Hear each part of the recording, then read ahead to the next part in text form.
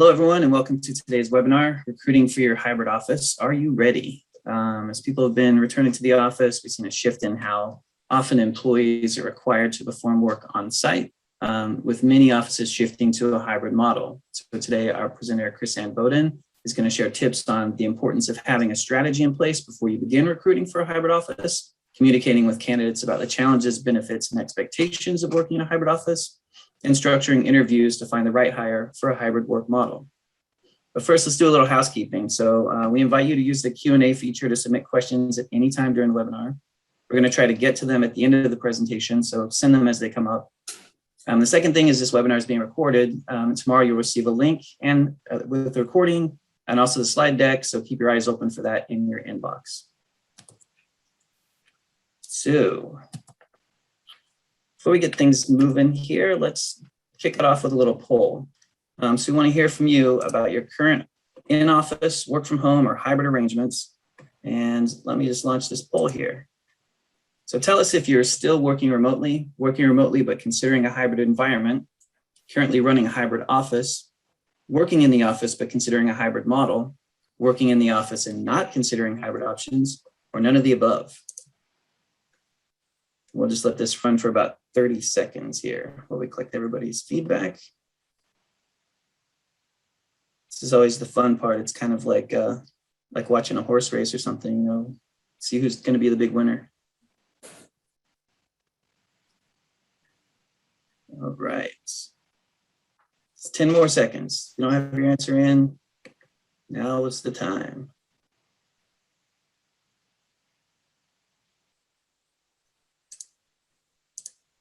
All right, so it looks like currently running a hybrid office is the big winner, with some folks that are currently in the office but considering a hybrid model. So yeah, for you, these tips are going to be really, really helpful. So let's see, several studies have been conducted. Let me just get to the correct slide here. Several studies have been conducted recently, looking at how the pandemic and people in most office-based companies have shifted to a distributed workforce and how they've done remarkably well. So hybrid job postings are also on the rise. A recent survey from FlexJobs found that postings for hybrid careers in these career categories have increased by 30%. And those are the categories on the left. And then also in Q2 2021, the top titles for these hybrid jobs are account executive, project manager, senior accountant, and so forth. So today I'm excited to introduce our guest speaker, Chrisanne Bowden. Chrisanne came to iHire from a company called PeopleWorks, where she served as an HR consultant. Now she holds the position of senior HR consultant here at iHire. In that role, she's hired dozens of new hybrid employees. So some of the wisdom she'll be dropping today comes from recent firsthand experience. Chrisanne has nearly 3 decades of expertise in a wide variety of human resources and management roles. She's a member of SHRM and has served as a board member for the Frederick County, Maryland SHRM chapter.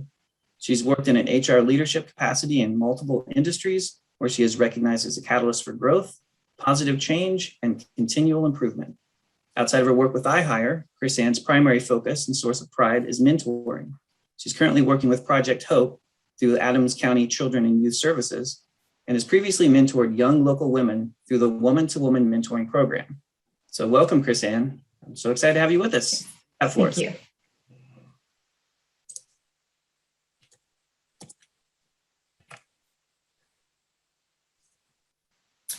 Okay. So thank you, Jason. As we've seen remote work evolve, while we know that many roles don't lend themselves well to a hybrid environment, namely roles like retail, restaurant, and manufacturing, office-based companies have learned this was a viable option for them during the COVID era and beyond. As is demonstrated on the previous slide, a lot of companies have discovered that while perhaps not all roles can be done remotely, they can carve out several roles that do work well. So why is the hybrid model gaining popularity? Well, allowing employees to work this way allows for reduced need for office space and parking.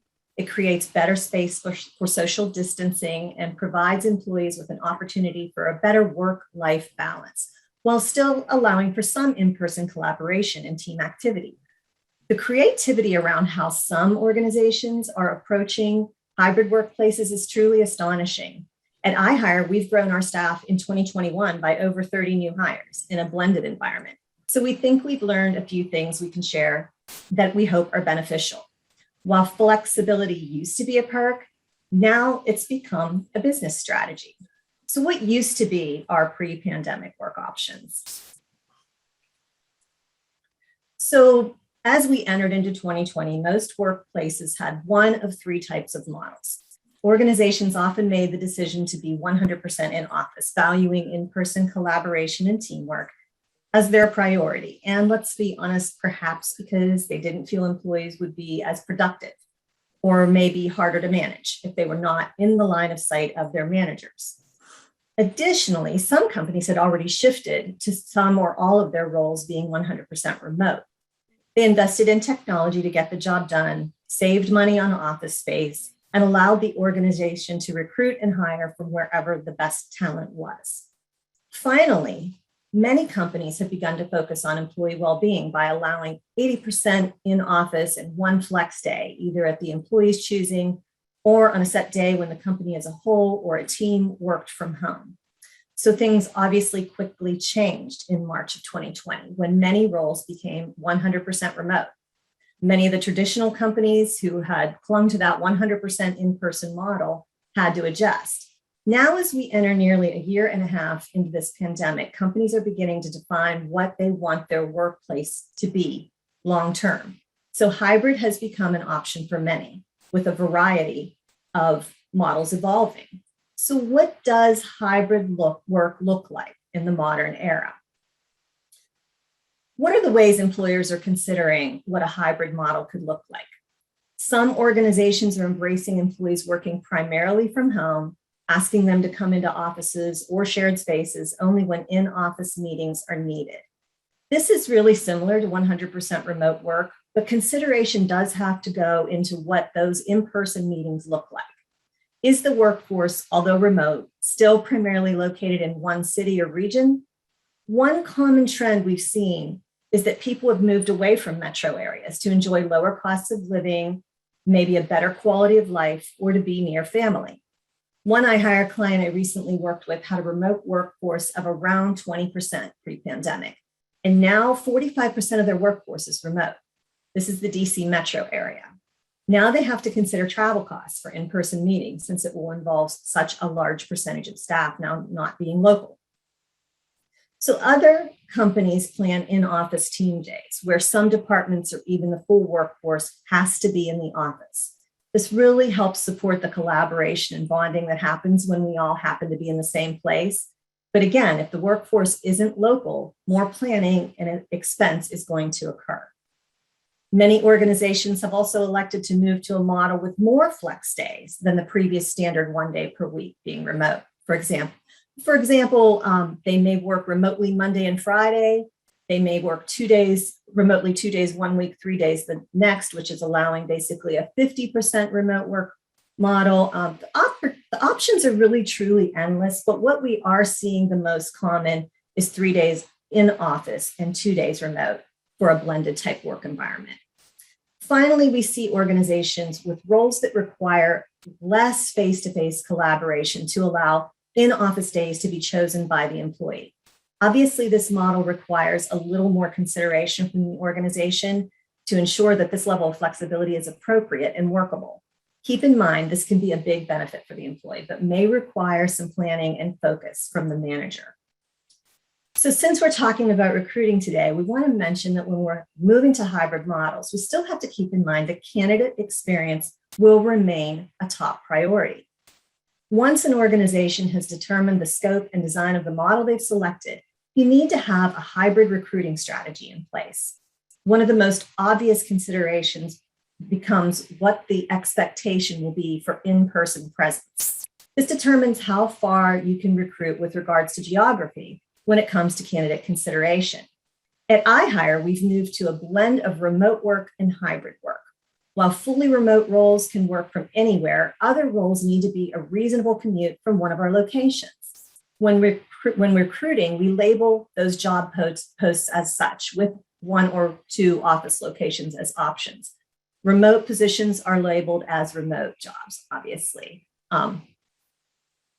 Even when we're crystal clear in our job posts that a job requires a person to be a reasonable distance from an office location, and we outline specifically what our hybrid workplace looks like in our post, such as, that Monday and Friday home, in office Tuesday and Thursday, we still find candidates who will take a stab at applying anyway.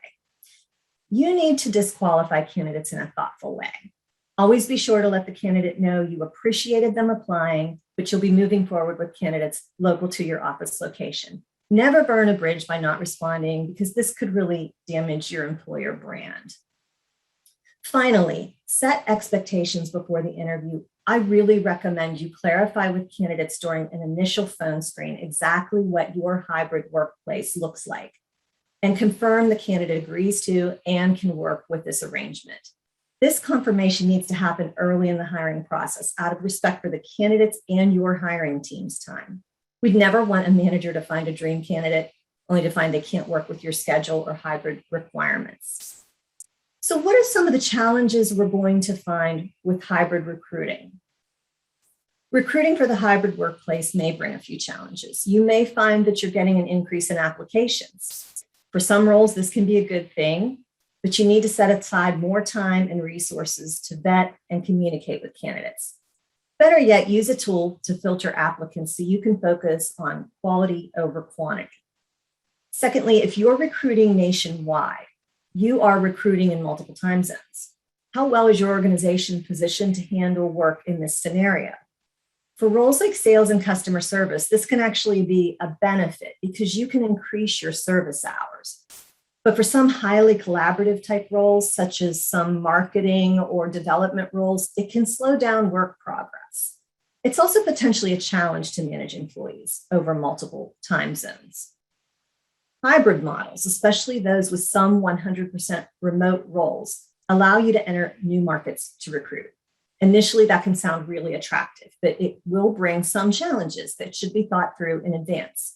Are you going to set the salary based on your company location and pay the same rate regardless of where the employee lives? The cost of living in New York or San Francisco is much higher than, say, for example, St. Louis. If you've only budgeted for the average wage in St. Louis, that won't be sufficient for someone living in New York City. Given that, do you have the resources and the budget to benchmark based on location for every hire? Finally, if you're employing in multiple states, you need to comply with employment law changes by state, and in some cases, specific municipalities. So, for example, Colorado recently enacted a law that states your salary must be in your job post. So any remote role nationwide needs to clearly state salary now. Additionally, multi-state employment carries workers' comp considerations you'll need to work with your broker on. Unemployment accounts need set up for each state. And from an accounting perspective, tax withholding needs set up. Make sure you have the time and resources to keep your organization fully compliant when entering any new state. And again, some municipalities. So given those challenges, let's discuss the benefit of recruiting for the hybrid office.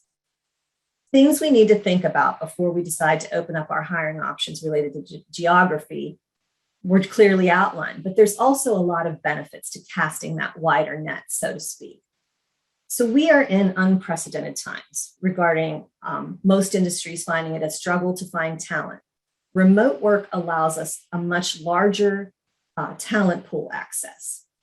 Many people also have reinvented their lives and changed how they work, or in many cases left the workforce altogether. The job market is red hot for this reason. Being remote allows us to tap into job seekers interested in remote work. Being an employer who offers remote work options or some type of attractive flexibility definitely opens up the quality and quantity of interested job candidates. And it expands where you can look for talent. You can also expand your diversity initiatives since you're not limiting yourself to the area immediately surrounding your location of businesses. So when we have a hybrid workplace, what are some of the challenges to employees? Keep in mind, a hybrid environment may be new to the new hire. In any case, your hybrid environment and culture will be new to the new hire. Communication is key. Be sure you define required in-office days, particularly if your model offers a good bit of flexibility.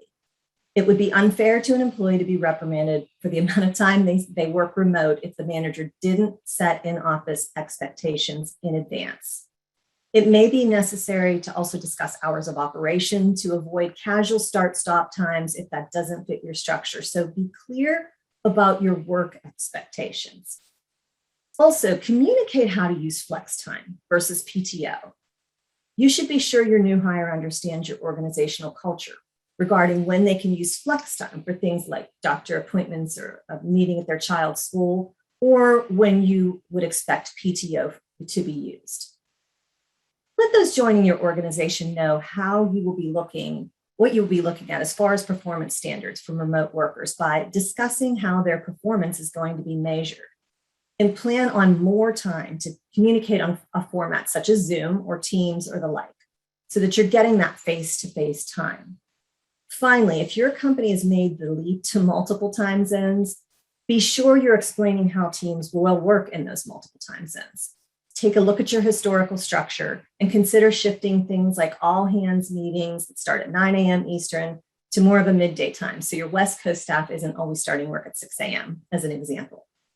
Pay particular attention to managers who have staff in different time zones and put thought into how that relationship will not just work, but thrive.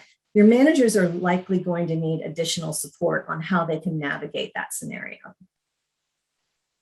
So next, we want to talk about how we communicate office benefits and how we're preparing.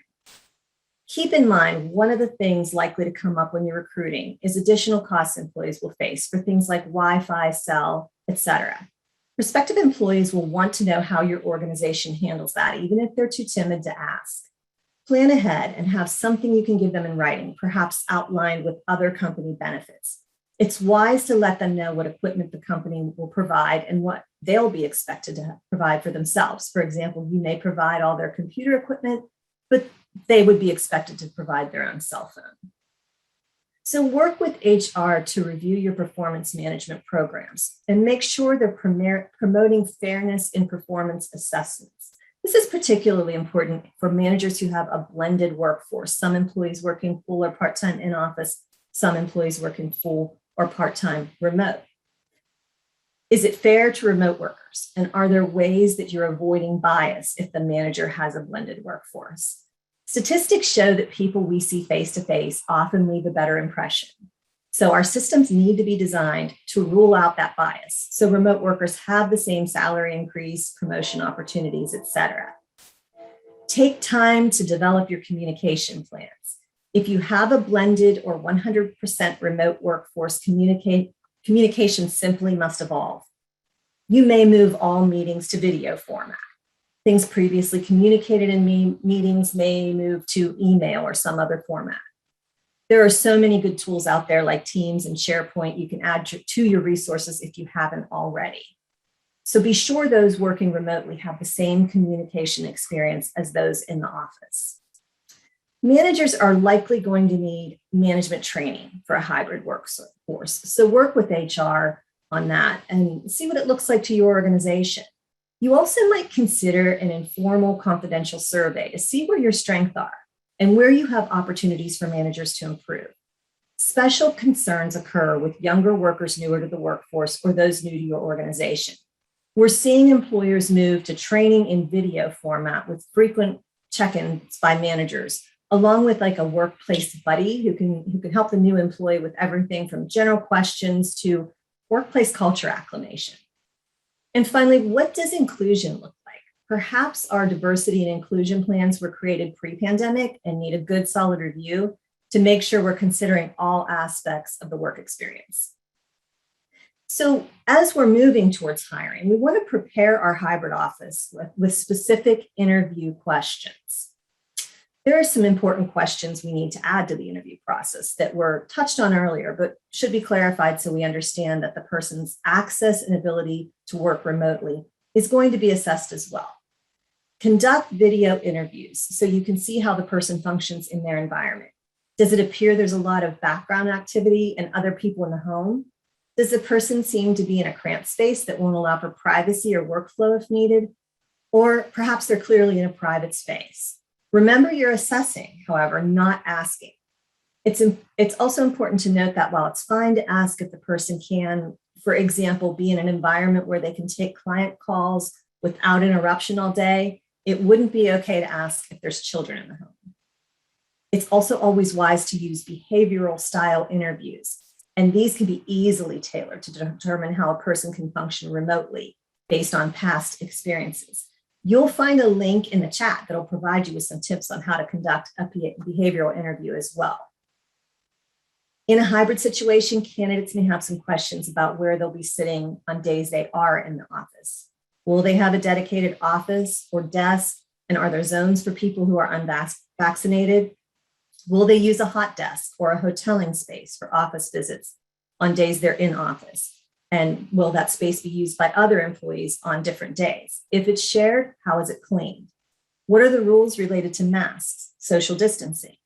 Will COVID screenings happen on site? Will employees self-screen before entering? Finally, are you requiring vaccinations in or on-site testing? If so, how and where is the testing being done and at whose cost? It's important to have all this thought through because there's still a wide variety of opinions, some very emotional, about all of the above. So showing the company has plans should meet with less resistance. Your own work environment will clue you in on what may be asked, so try to have this sorted out in advance as much as you can. But just remember, some concerns are challenging to manage and respond to, and we need to keep ADA and reasonable accommodation in mind if an employee has a specific need. So to summarize, once you define your hybrid or remote work model, you should communicate which hybrid office model you're following. You should have a strategy in place for changes that may come along. If the last year and a half has taught us anything, it's to be prepared and flexible. And with the surge of new Delta variant cases, many top employers are taking their time with this shift, perhaps delaying anything official for several months or even into 2022. Be prepared for potential hybrid recruiting challenges and, I would say, opportunities. Those things that you'll be having as you work towards the new work model. Be sure you're open and transparent with your expectations and challenges for the candidate, allowing them to be the same with you. Be clear with employees and candidates about how your organization is prepared to allow everyone to thrive in your new work model. Talk to candidates about the benefits and how you're preparing. Making them feel stable and secure will go a really long way. Finally, develop those specific interview questions tailored around your workplace model to make sure the employee is the best fit for your organization. I do want to thank you for your time and appreciate you considering iHire as a source for information to support you in the coming months with whatever challenges come along. So Jason, do we have any questions?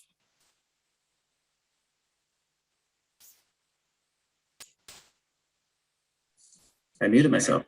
There's someone mowing the lawn next door, so trying to make sure I'm not bothering you folks too much. Okay, so first question we have is, we're actively recruiting hybrid employees, and I can't help but wonder, am I opening myself up for a bad hire? How can I ensure a good fit?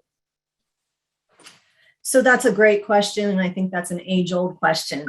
My initial response to that is I'm not sure that recruiting for a hybrid environment or remote employees really opens you up to anything different than perhaps when we were recruiting locally. It's all about developing those interview questions, which we discussed earlier, and tailoring them to what your new environment is. I wouldn't recommend you just revert back, gee, we hired for this role 2 years ago, let's just pull out those questions. A careful review should be done, and hopefully that can help you. But all the other expectations is don't take the interview process lightly. Make sure you have the right people conducting interviews that know how to do that, and that they're diligent with making sure they're paying attention to the candidate and getting thorough answers. Definitely.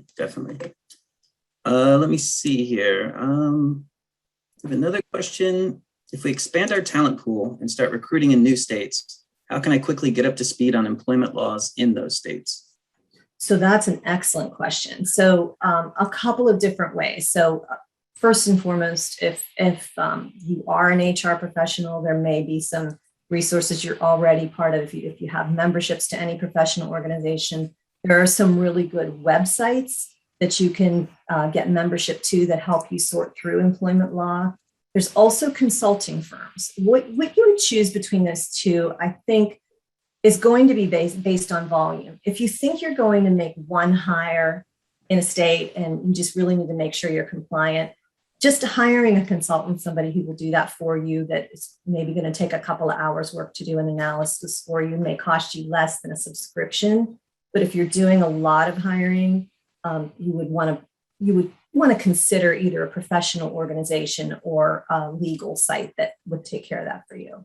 And it is important. And again, I mentioned municipalities. There are quite a few municipalities that have enacted employment laws. Unsurprisingly, as you look at the Northeast and the West Coast and the state of Colorado, actually. So if you're working in a major metropolitan area, you would want to check that as well.